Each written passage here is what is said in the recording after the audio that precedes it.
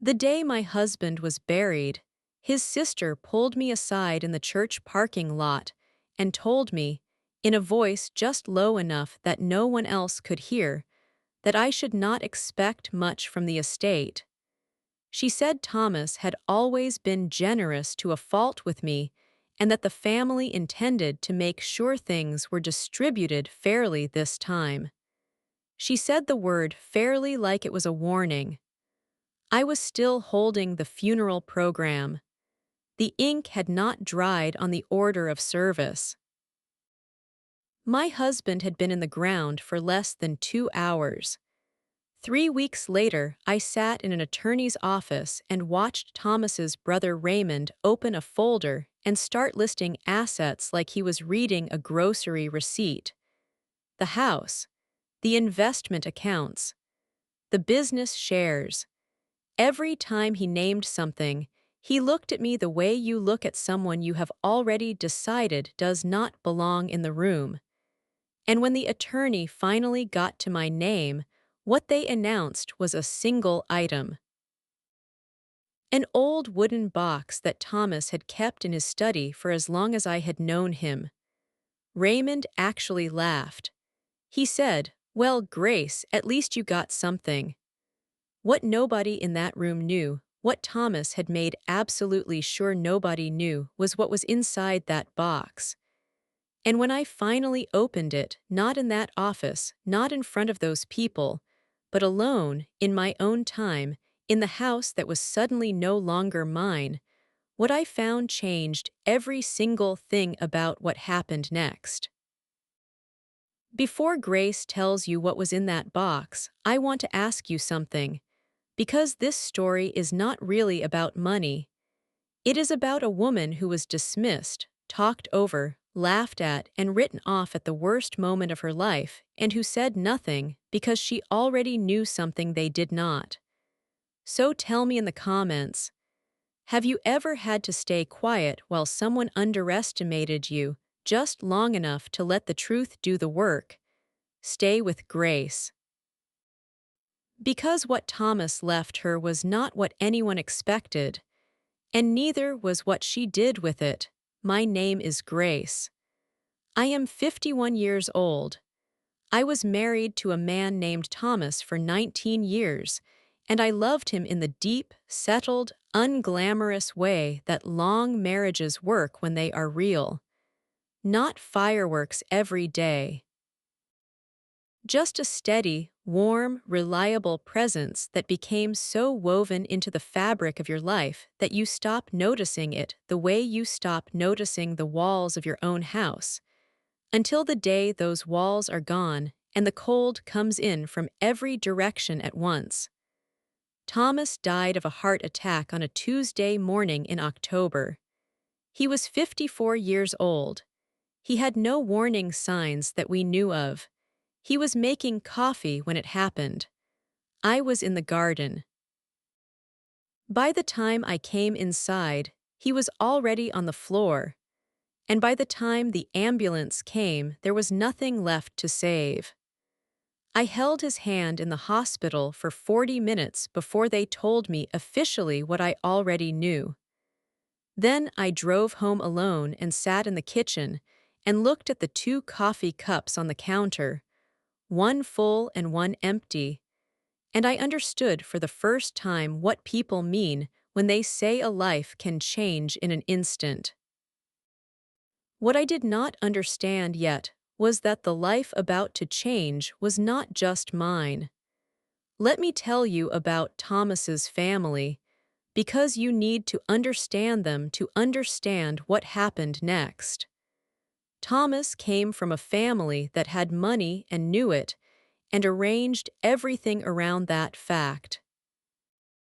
His father Leonard had built a successful manufacturing business over 40 years and had raised his 3 children, Thomas, his brother Raymond, and his sister Vivienne, with a very clear understanding of what the family name meant and what it was worth. Leonard had died 6 years before Thomas, and the business had been divided among the 3 siblings, with Thomas holding the largest share because he had been the most involved in running it.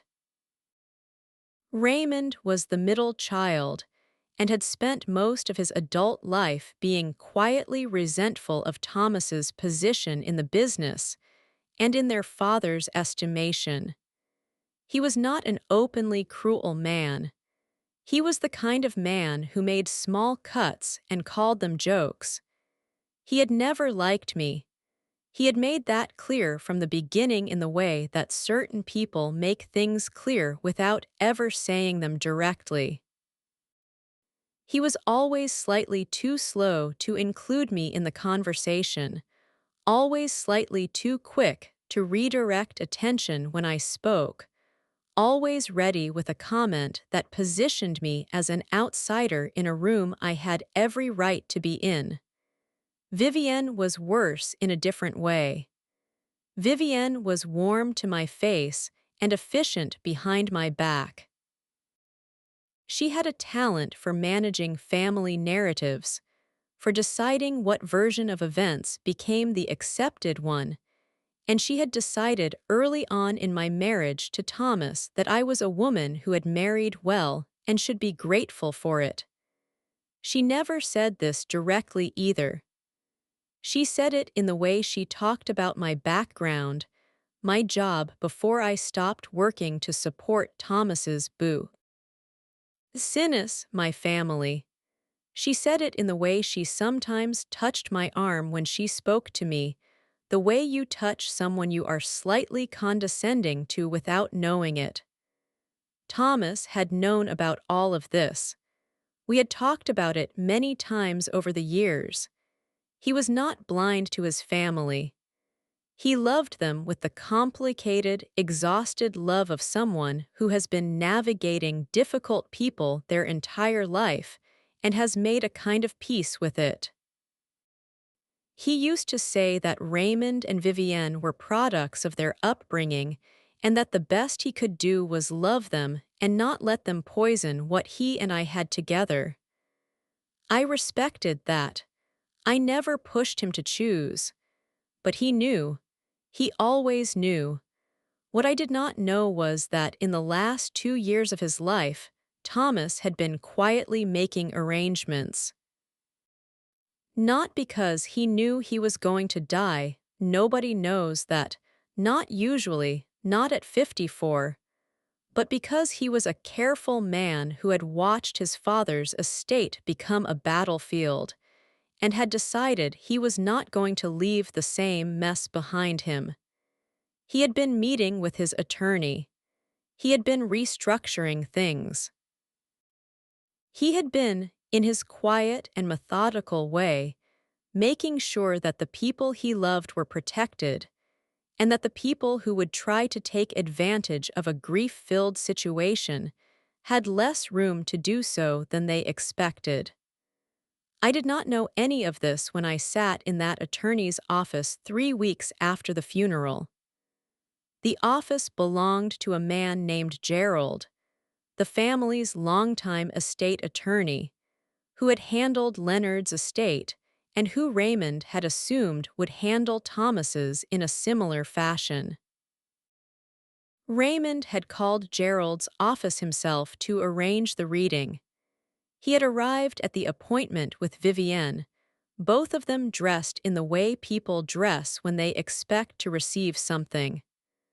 I had arrived alone, in the black dress I had worn to too many events in the previous 3 weeks, with dark circles under my eyes and no appetite and the specific dazed quality of a person who is still not fully convinced any of this is real. Gerald opened the meeting and began reading. The house, our house, the one Thomas and I had bought together 12 years ago and renovated together and filled with our life together, had been placed, as I had expected, in the estate. What I had not expected was what came immediately after that.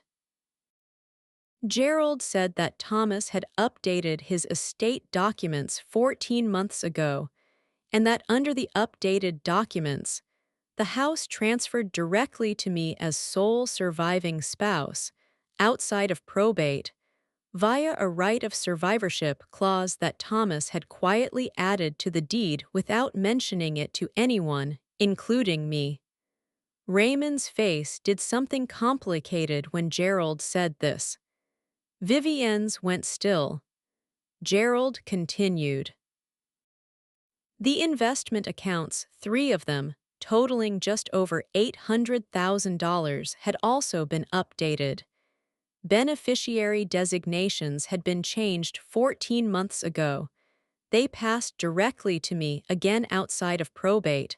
The room was very quiet. Raymond said, "That can't be right." Gerald said it was correct and that the documents were in order. Raymond said he wanted to see the documents. Gerald said he was welcome to review them and slid copies across the table. Raymond looked at those papers the way a man looks at something he was certain was going to go differently. Gerald then addressed the business shares. Thomas's share of the family manufacturing business, 38% of the total company, had been placed in a trust. The trust named me as the primary beneficiary and trustee. Raymond and Vivienne were named as secondary beneficiaries with specific limited conditions. Gerald explained the structure carefully and professionally. It was clear and it was binding, and it was the work of a man who had understood exactly what his family was capable of and had built a legal architecture to address it. And then Gerald came to my name in the document. He said that in addition to the above, Thomas had left a personal bequest to Grace, his wife. One item, described in the document as a decorative wooden box, cedar construction, approximately 12 inches by 8 inches, kept in the study of the family residence. Raymond looked at me, then he looked back at the paper. Then he made a sound that was almost a laugh and said, "Well, I suppose that's something." Vivienne said nothing, but I saw the look she and Raymond exchanged. It was the look of 2 people who have just learned they did not get what they wanted, but are consoling themselves with the fact that the person they like least got even less. Gerald finished the reading. Raymond immediately said he wanted to contest the estate. Gerald said that was his right and explained the process. Raymond said the beneficiary changes had been made without the family's knowledge. Gerald said beneficiary changes do not require family notification or approval. Raymond said Thomas had not been in a ND state of mind in his final months. Gerald said the documents had been witnessed and notarized, and that Thomas had been assessed as fully competent at the time of signing by 2 independent witnesses. Raymond said he would be speaking to his own attorney. Gerald said he understood and provided his contact information. I said nothing through all of this. I sat with my hands folded on the table, and I let Gerald's words do what they were there to do. I was not calm in the way of someone who feels nothing. I was calm in the way of someone who is holding everything very tightly and has decided that this room, this moment, these people, do not deserve the release of watching her come apart. I drove home afterward. I walked through the house that was now fully mine. I went into Thomas's study and I stood in front of the shelf where the wooden box had always sat. I had seen it 1,000 times. It was cedar, dark with age, with a small brass latch that I had never opened because Thomas had never invited me to and I had never asked. That was the kind of marriage we had. Space within closeness. Trust without surveillance. I picked up the box. It was heavier than I expected. I carried it to the kitchen table. I sat down. I made a cup of tea first, because something told me I needed a moment before I opened it, the same way you take a breath before you open a letter you have been both dreading and needing. Then I set down the cup and I undid the brass latch. Inside the box there were 4 things. The first was a letter, handwritten in Thomas's careful, slightly cramped handwriting on 2 sheets of his personal stationery. It began, "Grace, if you are reading this, then I was not able to tell you in person what I want you to know." It went on for 2 pages. I will not share everything he wrote because some of it belongs only to me. But I will tell you that he explained what he had done with the estate and why. He told me that he had known for years that Raymond and Vivienne would challenge anything they could, and that he had spent the past 2 years making sure they could challenge as little as possible. He told me that he was sorry he had not told me about the arrangements while he was alive, that he had not wanted me to spend our remaining time together thinking about what came after. He said he loved me in the plain and specific way that a man writes when he knows he will not be there to say it. I cried for a long time after reading that letter. Not the sharp, gasping grief of the first days after his death, but something slower and more complete. The kind of crying that is also a conversation. The second thing in the box was a key. A small brass key on a plain ring with a paper tag attached in Thomas's handwriting that gave the name of a bank and a safe deposit box number. The third thing was a folded document. I unfolded it carefully. It was a certificate of ownership for a collection of antique pocket watches. 23 pieces, individually listed with descriptions. The collection had been independently appraised, according to the document, 18 months ago. The appraised value was listed at the bottom of the page.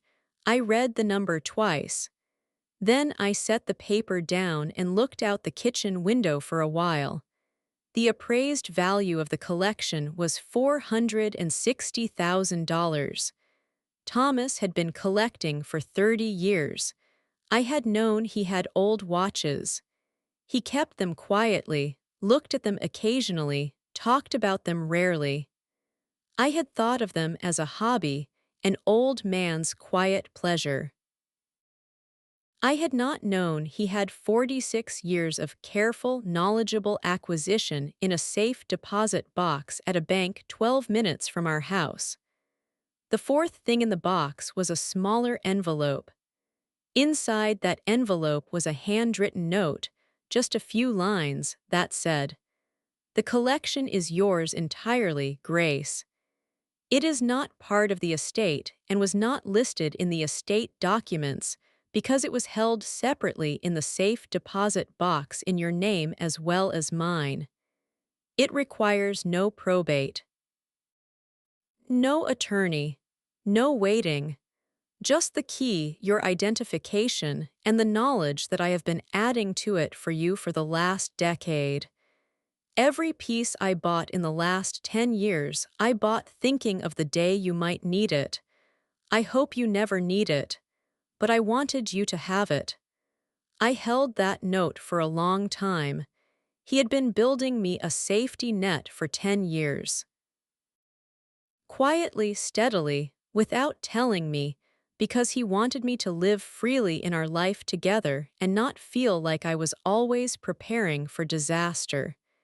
He had known his family. He had known what grief does to people who are also greedy, and he had built me something they could not touch because they did not know it existed.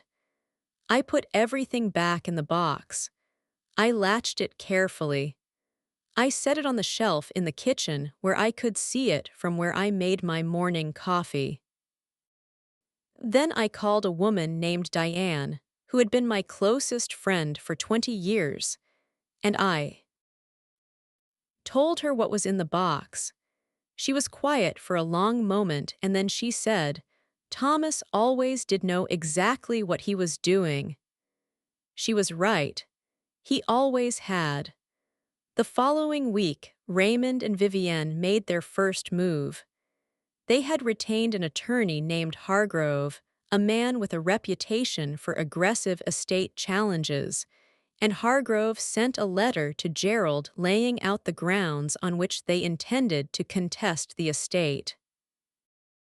The letter cited undue influence, questioned Thomas's mental competency at the time of the document changes, and requested a full accounting of all marital assets.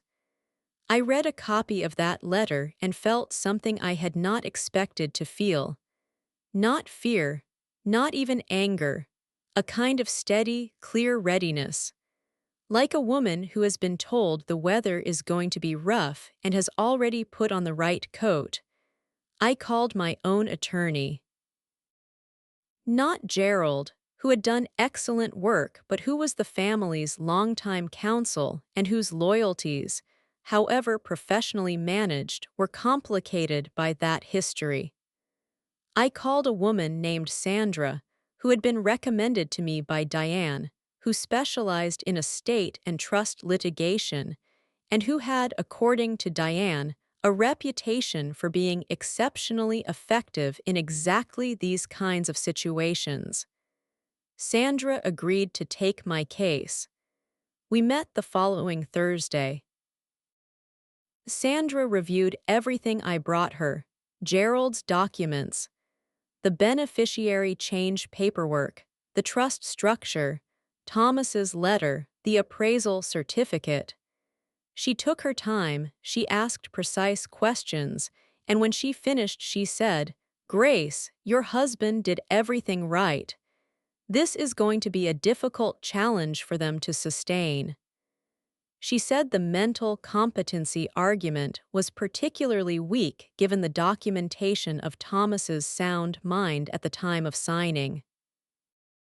She said the undue influence argument would require them to prove that I had somehow pressured Thomas into changing his documents, and given that the changes had been made 14 months before his death, in private consultations with his attorney, with no evidence of any external pressure, that argument was going to be very hard to make. She said we would respond to Hargrove's letter with a clear, detailed, documented counterposition and let them understand early what they were actually facing. While Sandra prepared her response, I went to the bank. I went alone on a Tuesday morning early before the lobby got busy. I brought the key and my identification and the note Thomas had written. The bank manager, a calm and efficient woman, verified everything and took me to the safe deposit room. She left me alone with the box. I lifted the lid. They were arranged on velvet trays, each one in its own fitted space. 23 pocket watches. Some of them gold, some silver, some with enamel faces painted in colors so fine they looked like tiny paintings. Some were plain and dignified, the kind of watch a railroad engineer might have pulled from his vest pocket in 1890. Others were ornate in the way that certain old things are ornate, with cases that opened to reveal more fine detail inside. Each one had a small tag in Thomas's handwriting with the maker, the date, and a few words about where he had found it. I stood in that quiet room, and I looked at 30 years of my husband's careful eye and his patient knowledge and his love expressed in the quietest possible way, and I felt something shift in my chest that I think was the moment I stopped being only a grieving woman and became also a woman with a plan. I took photos of each piece. I took photos of the velvet trays, the fitted spaces, the small handwritten tags. I left the watches in the box and locked it again and carried the key home and added it to the cedar box on my kitchen shelf. Sandra's response to Hargrove went out the following week. I did not read the legal language in detail because legal language is not my strength, but Sandra walked me through the substance. She laid out the clear and documented evidence of Thomas's competency. She addressed the undue influence claim directly and systematically. She noted that all beneficiary changes and trust arrangements had been made through proper legal channels with proper witnesses, and that the documentation was complete and in order. She also noted, with precision, that any claim of undue influence would require discovery, and that discovery would open Raymond and Vivienne's own financial history to examination, including any benefits they had received from Thomas during his lifetime, any communications between them during the estate planning period, and any evidence of their own attempts to influence Thomas's decisions before his death. That last part was Sandra's way of saying, "We are ready to look at everything, and you should consider whether you want us to." Hargrove went quiet for 10 days. During those 10 days, something else happened, something I had not been expecting. Thomas's oldest friend, a man named Walter W.H.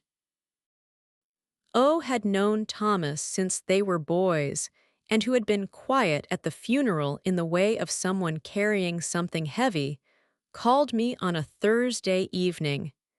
He said he had been thinking about whether to say something and had decided that he should. He said that in the year before Thomas died, Thomas had told him about the estate changes. Not in detail, but enough. He said Thomas had told him that Raymond had approached him twice in the previous 2 years, asking Thomas to consider restructuring the business shares in a way that would reduce Thomas's stake and increase Raymond's, citing concerns about management fairness. He said Thomas had declined both times. He said Thomas had told Walter that after the second conversation, he had decided to make sure his affairs were in order, and that Grace was protected because he did not trust that Raymond would respect their arrangement once he, Thomas, was no longer there to hold it. Walter said he was telling me this because he thought I should know what Thomas had understood about his own family. He said he was also willing, if it came to it, to provide a written statement to my attorney. I thanked Walter and told him what his call meant to me.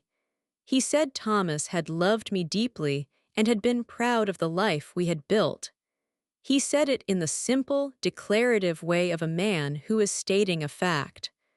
I called Sandra the next morning and told her about Walter's call. She said that was potentially very useful and asked if Walter would be willing to provide a written account of both conversations. I called Walter back. He said yes without hesitation. When Hargrove finally responded to Sandra's letter, the tone had shifted. The aggressive certainty of the first letter had been replaced by something more careful, more hedged. They were not dropping the challenge, but they were narrowing it, focusing only on one of the investment accounts and backing away from the broader competency argument. Sandra said this was exactly what she had expected. She said they had looked at what they were facing and had recalibrated. She said we would continue to defend firmly and that they would likely continue to narrow their position until it either collapsed or reached a settlement offer. She was right on both counts. 6 weeks after the initial letter, Hargrove's office contacted Sandra with a settlement proposal. Raymond and Vivienne were willing to drop all challenges in exchange for a payment from the estate of $120,000, framed as an acknowledgement of their contributions to the family business over the years. I read that proposal and felt the particular kind of clarity that comes when you finally see something you have been looking at sideways for a long time. They had never been about fairness. They had never been about Thomas's intentions or his state of mind or his relationship with his wife. They had been about money from the beginning, and when the money they wanted looked like it was going to cost more to get than it was worth, they had named their price. I talked to Sandra about my options. She said I could accept the settlement and close the matter quickly. She said I could refuse it and continue to defend, which she believed we would ultimately win. She said there was a third option, which was to counter with terms of our own that were not about money at all. I chose the third option. My counterproposal, drafted by Sandra and sent through the proper channels, was this: I would not make any payment to Raymond or Vivienne from the estate. In exchange for their full and complete withdrawal of all challenges and claims, I would agree to two things. First, their continued right to the secondary beneficiary status in the business trust that Thomas had already built for them, which they would have received anyway if they had simply honored Thomas's wishes from the start. Second, a formal acknowledgement, signed by both of them, that Thomas's estate documents were valid, properly executed, and reflected his true and competent intentions. That second item was the one that mattered to me, not for legal reasons, for personal ones. I wanted it in writing.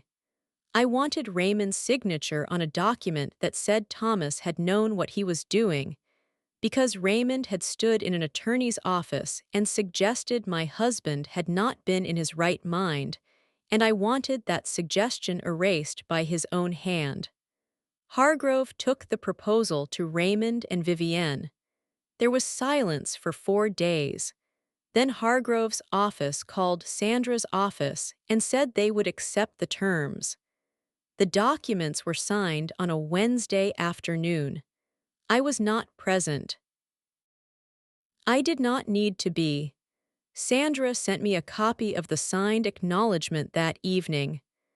I read Raymond's signature at the bottom of the page that confirmed Thomas's full and competent intent, and I felt something release in my chest that I had been holding for months. I put that document in the cedar box next to Thomas's letter. After the settlement was signed, I made an appointment with a specialist auction house that dealt in antique horology. A woman named Frances came to my house, reviewed the photos, then accompanied me to the bank to examine the collection in person.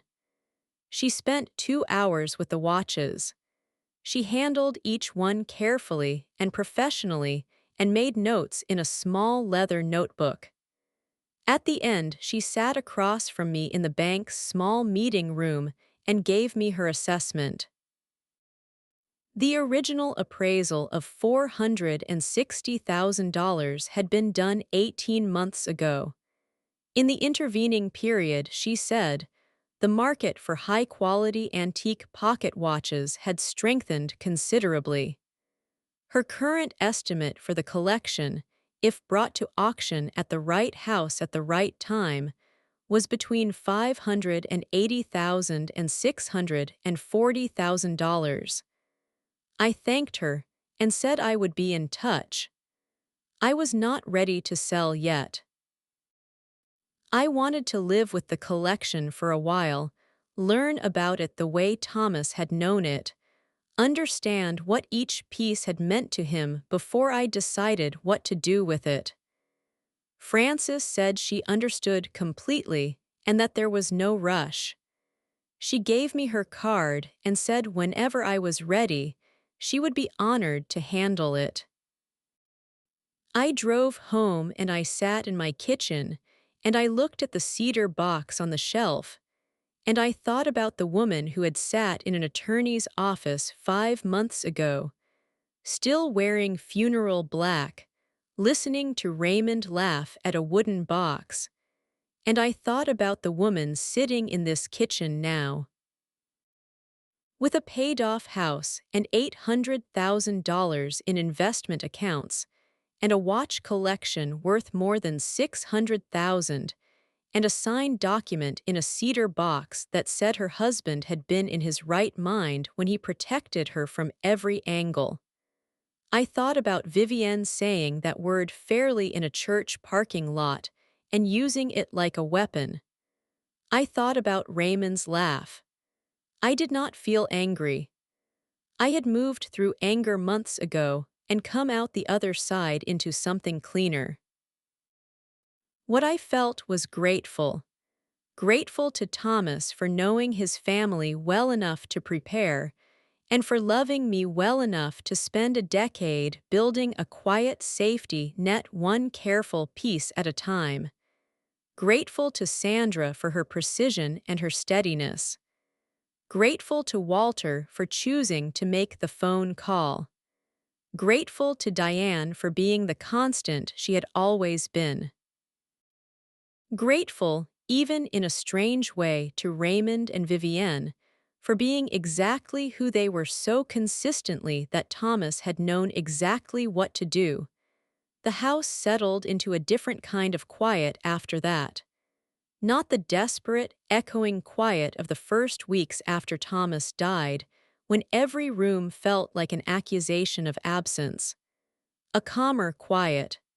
A quiet I had chosen and was learning to live in without bracing against it. I started learning about watches. I bought books. I went online and found communities of collectors, quiet, serious people who talked about movements and cases and makers, with the same absorbed pleasure that Thomas must have had in those 30 years of looking and finding, and carefully choosing. I understood him differently through the collection than I had when he was alive. I saw his patience and his eye for quality and his long view in each piece he had chosen. I felt close to him in the watching. I kept 2 watches when I eventually, 8 months later, agreed to let Frances take the collection to auction. One was the oldest piece, an English fusee movement from 1847, plain silver case, beautiful in its pure functionality. The other was a small gold hunting case watch with an enamel scene on the inside of the lid, a woman standing in a garden, that Thomas had described on its tag as the one that made me think of you every time I open it. Frances understood without my explaining why those 2 were not going to the auction house. The sale went well. Frances had been accurate in her estimate. The final total, after house fees, was $612,000. It arrived in my account in a single wire transfer on a Thursday morning. I was in the garden when the notification came through on my phone. I looked at the number. Then I looked at the garden, the one Thomas and I had built together over 12 years, the roses along the back fence and the herb bed near the kitchen door, and the old apple tree that had been there when we bought the house, and that Thomas had loved unreasonably for a man who was not especially sentimental about trees. I put the phone in my pocket. I picked up my trowel. I went back to the planting I had been doing before the notification came. Some moments do not need a bigger reaction than that. Some things are simply, quietly true, and the right response is to keep your hands in the dirt and let the warmth of them settle into you at the speed it needs. Raymond called me 4 months after the settlement was signed. I had not heard from High M since the documents were executed. He said he had been thinking about the business and whether there was a role for him to take on more responsibility now that Thomas was gone. He said things about continuity and family and legacy in the careful way of a man who has learned that his previous approach was not effective and is trying a new register. I listened until he finished.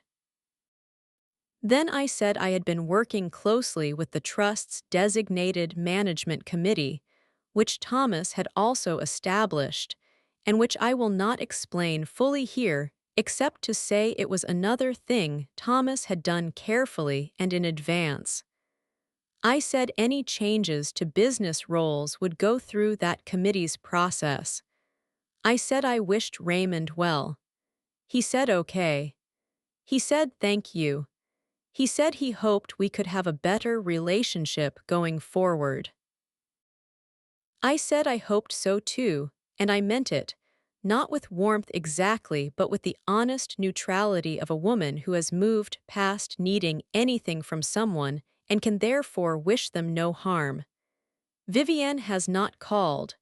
I did not expect her to. Vivienne is a woman who processes things privately and presents only the version she has decided on. I imagine she has decided on a version of events that places her reasonably. I have no investment in what version she tells. I know what happened. Thomas knew what happened. Sandra knows. Walter knows. The signed document in the cedar box knows. That is enough. I have been thinking lately about what Thomas understood that I did not, in those last 2 years of his life when he was quietly rearranging things. I think he understood something about love that I had known in a feeling but not fully in a thought. He understood that love that does not prepare is incomplete. That the most devoted thing he could do for me was not only to be present while he was alive, but to be careful about what he left behind. He could not stay. He could not protect me in person from what he knew was coming. So he protected me in paper and in structure and in a cedar box and in 30 years of knowing what a good watch looks like. I am not the same woman I was the morning I came inside from the garden and found him on the kitchen floor. I am quieter in some ways and louder in others. I laugh more easily than I used to, which surprised me because I expected grief to make me smaller, and instead it has made me more precise about what matters. I have less patience for pretense. I have more patience for real things, real conversations, real silences, real gardens. I have the house. I have the watches I kept. I have Thomas's letter in the cedar box. I have the signed acknowledgement. I have the apple tree and the roses and the herb bed and the trowel I put back in the garden on the morning of the wire transfer. I have a life that a woman stood in a church parking lot and tried to diminish before it was even fully mine. She did not know what she was looking at. She never did, but Thomas knew. He had always known. And he made sure I would be all right. I am more than all right. I am exactly where he built me to land. Grace did not fight back in that attorney's office. She did not argue, did not cry, did not demand anything from people who had already decided what she was worth. She let them underestimate her because the man who knew her best had already made sure the underestimation would not cost her a thing. If this story moved you, leave a comment and tell me, What hit you hardest, the way Thomas prepared or the way Grace waited?